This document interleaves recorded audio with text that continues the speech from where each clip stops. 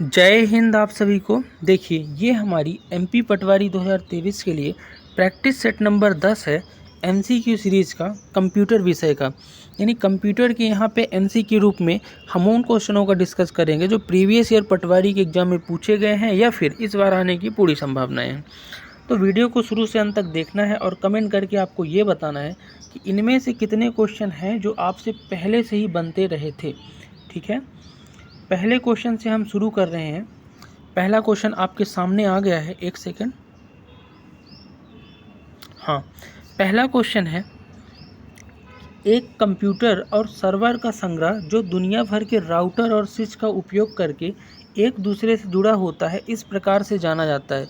यानी कि अगर एक कंप्यूटर और सर्वर जो है दुनिया भर के आपके कंप्यूटरों से जुड़े हैं तो उन्हें क्या बोलते हैं? तो उन्हें बोलते हैं इंटरनेट। देखो, इंटरनेट एक ऐसा माध्यम है जिससे दुनिया भर के कंप्यूटर सर्वर के माध्यम से एक दूसरे से जुड़े हुए हैं, राउटर स्विच ये सब लगा के, जितने भी इंटरनेट सर्विस प्रोवाइडर है। तो इंटरनेट इसका राइट आंसर हो जाएगा। दूसरा क्वेश्चन देखेंगे कि निम्नलिखित में से कौन फॉन्ट शैली नहीं, यानी फॉन्ट जो होता है आपका अक्षर का आकार, स्टाइल ये सब चेंज करने का, इसमें से शैली नहीं है ये पूछा है। तो अक्षर का जो स्टाइल होता है ना, वो स्टाइल इसमें से कौन सा नहीं है ये बताना है। वर्ड वगैरह पे जाते हैं तो फॉन्ट होता है टाइम्स न्यू रोमन, कैलिबरी ये सब है ना। तो इनमें से जो है नहीं वो पूछा है।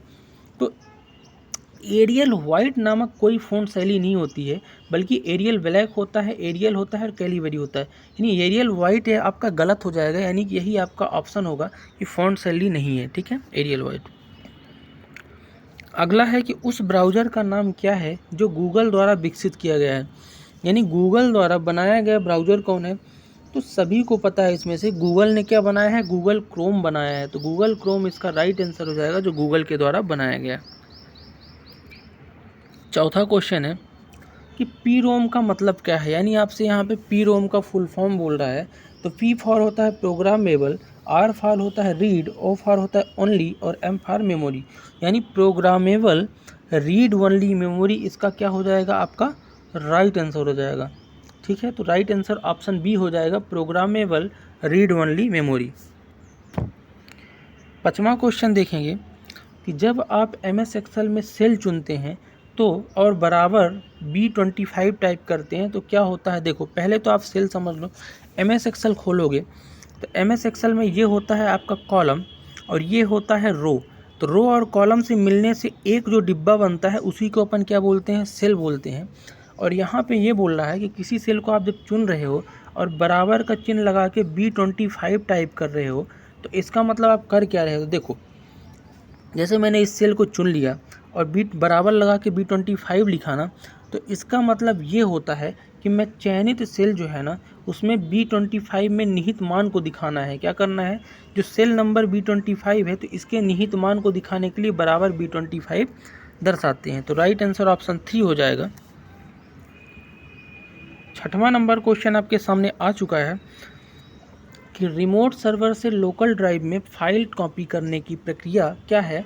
तो रिमोट सर्वर से अगर आप लोकल ड्राइव में फ़ाइल कॉपी करते हो तो उसको क्या बोलोगे?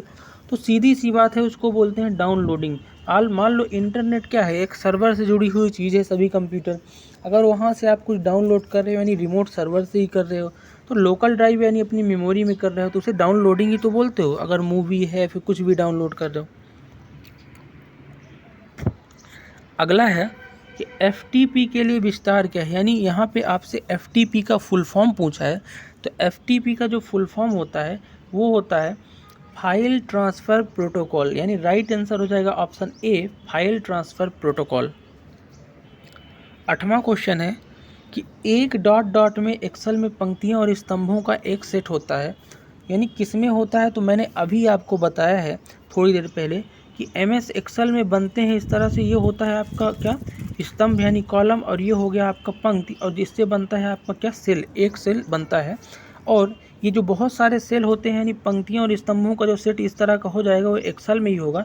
और एक्सेल में बनने वाली इस तरह की सीट को अपन क्या बोलते हैं? वर्क सीट बोलते हैं। क्या बोलते हैं? Work seat. यानी कि इसका राइट आंसर क्या हो जाएगा? Work seat.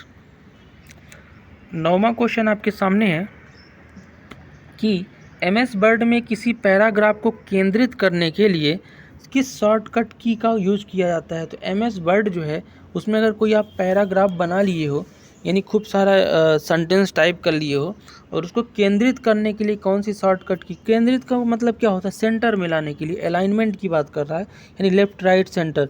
तो याद रखो आपको ये चीज़ करने के लिए क्या करना पड़ेगा, Ctrl+E दबाना पड़ेगा, यानी Ctrl+E पहले सेलेक्ट कर लो और फिर पैराग्राफ को Ctrl+E दबाओगे तो सेंटर पे आ जाएगा, केंद्रित हो जाएगा, है ना। ठीक है। 10वां है कि MS वर्ड 2007 में फाइंड एंड रिप्लेस विंडो खोलने के लिए उपयोग किए जाने वाली कुंजी कौन है। तो देखो MS वर्ड 2007 में फाइंड एंड रिप्लेस का मतलब क्या होता है, कोई अगर आप वर्ड बहुत सारा टाइप कर लिए हो, हज़ारों वर्ड MS वर्ड में, अब उसमें से कोई एक शब्द को फाइंड करना है और उसको फाइंड करके किसी और शब्द से बदलना है। जैसे मान लो 1000 मैंने कोई ऐसे लिख लिया, उसमें से एक शब्द मान लो बुक है, और बुक को मैं फाइंड करूँ और उसको रिप्लेस का इसमें कर दूँ, उसमें पेन में कर दूँ, यानी पेन लिखना है बुक जहाँ जहाँ लिखा हो, तो क्या करूँगा। तो वही बोल रहा है कि फाइंड एंड रिप्लेस विंडो में किस की का यूज़ करेंगे अगर खोलना है, तो आपको कुछ नहीं करना है, Ctrl+F, F मतलब होता है फाइंड, तो Ctrl+F दबाओगे F, तो आपको फाइंड एंड रिप्लेस विंडो खुल जाएगी। 11वां क्वेश्चन है कि निम्न में से किस कुंजी का यूज करके, यानी उपयोग करके डेस्कटॉप पर जूम आउट करने के लिए करते हैं, यानी कौन सी की यूज करोगे। डेस्कटॉप क्या होता है, देखो जैसे ही कंप्यूटर खोलोगे सबसे पहला जो पेज दिखेगा कंप्यूटर खुलने के बाद, छोटे छोटे उसमें आइकॉन बने रहते हैं, माय कंप्यूटर, रिसाइकल बिन, जो जो आप रखोगे, इसको बोलते हैं डेस्कटॉप। और डेस्कटॉप को अगर जूम आउट करना है तो क्या कौन सी की का यूज करोगे। तो देखो अगर डेस्कटॉप को जूम आउट करना है तो विंडो जिसमें लोगो बना रहता है कीबोर्ड में, उस की को दबाओगे और साथ में माइनस की को दबाओगे, यानी कि विंडो लोगो वाली कीबोर्ड के की और माइनस को दबा दोगे तो जूम आउट हो जाएगा। ठीक है। अगला है कि MS वर्ड में चयनित टेक्स्ट को इटैलिक बनाने के लिए किस शॉर्टकट की का यूज करते हैं। यानी कोई अगर MS वर्ड चला रहे हो, खूब सारा टाइप कर लिए हो और चाहते हो कि उसका जो टेक्स्ट है ना उसका स्टाइल इटैलिक हो जाए, इटैलिक मतलब तिरछा होता है इटैलिक वाले टेक्स्ट, तो इसके लिए क्या यूज करोगे। तो इसके लिए आपको यूज करना पड़ेगा Ctrl+I, तो I यूज करोगे तो Ctrl+I से क्या हो जाएगा, इटैलिक बन जाएगा। अगला है कि वर्ल्ड वाइड वेब पर सूचना प्रसारित करने के लिए डॉट डॉट का यूज किया जाता है। वर्ल्ड वाइड वेब यानी WWW, जिसकी खोज टिम बर्नर्स-ली ने की थी। ठीक है। तो अब क्वेश्चन ये है कि वर्ल्ड वाइड वेब पर सूचना अगर डालना है तो कौन सी की का यूज करोगे। तो कोई भी सूचना अगर आपको डालना है ना WWW में, तो आपको HTTP का यूज करना पड़ेगा, यानी HTTP hyper text transfer protocol होता है, जो इंटरनेट के लिए एक प्रोटोकॉल होता है WWW के लिए। तो राइट आंसर हो जाएगा ऑप्शन 3 HTTP, इसका यूज करना पड़ेगा। ठीक है। 14वां क्वेश्चन है कि JSP फाइल एक्सटेंशन का अर्थ क्या है। तो JSP फाइल एक्सटेंशन का फुल फॉर्म बताना है, तो JSP मतलब हो जाएगा आपका जावा सर्वर पेजेस, तो राइट आंसर हो जाएगा option 2 Java server pages, JSP का फुल फॉर्म हो जाएगा। 15वें क्वेश्चन की तरफ बढ़ते हैं कि मेमोरी लोकेशन से डेटा कॉपी करने की प्रक्रिया क्या है। अगर किसी मेमोरी पे आप डेटा रखे हो, मान लो हार्ड डिस्क या मेमोरी में, तो वहाँ से अगर कॉपी करना है तो क्या करोगे।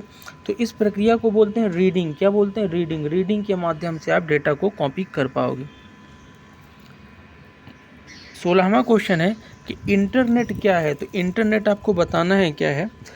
तो इंटरनेट जो है ना, internet world wide networking computer है, यानी एक ऐसा कंप्यूटर जिससे सभी कंप्यूटर जुड़े हुए हैं आपस में और एक दूसरे से सूचनाओं का आदान प्रदान करते हैं राउटर और हब के माध्यम से, इंटरनेट सर्विस प्रोवाइडर के माध्यम से। तो internet world wide networking computer हो जाएगा। ठीक है। 17वां क्वेश्चन है कि आपके कंप्यूटर को चालू करने के बाद आप जो मुख्य स्क्रीन देखते हैं वो क्या है। जैसे ही मैंने आपको बताया ही, कंप्यूटर आप चालू करोगे, चालू करने के बाद जो पहला पेज खुलेगा उसको डेस्कटॉप बोलते हैं, जिसमें छोटे छोटे आपके आइकन रहेंगे, है ना।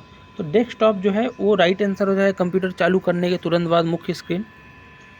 18वां क्वेश्चन है कि डॉट डॉट कॉपीराइट किए गए सॉफ्टवेयर का अनाधिकृत उपयोग, प्रतिलिपि या बिक्री है। तो याद रखना कि अगर कॉपीराइट चीज़ों को अगर आप अनऑथराइज तरीके से यूज करते हो तो उसको बोलते हैं उसको बोलेंगे आप पायरेटेड सॉफ्टवेयर, यानी ऐसा सॉफ्टवेयर जो आप चोरी से यूज कर रहे हो कॉपीराइट वाला, तो उसे पायरेटेड सॉफ्टवेयर बोलते हैं। और पायरेटेड सॉफ्टवेयर जो है अनाधिकृत यूज किया जाता है। ठीक है।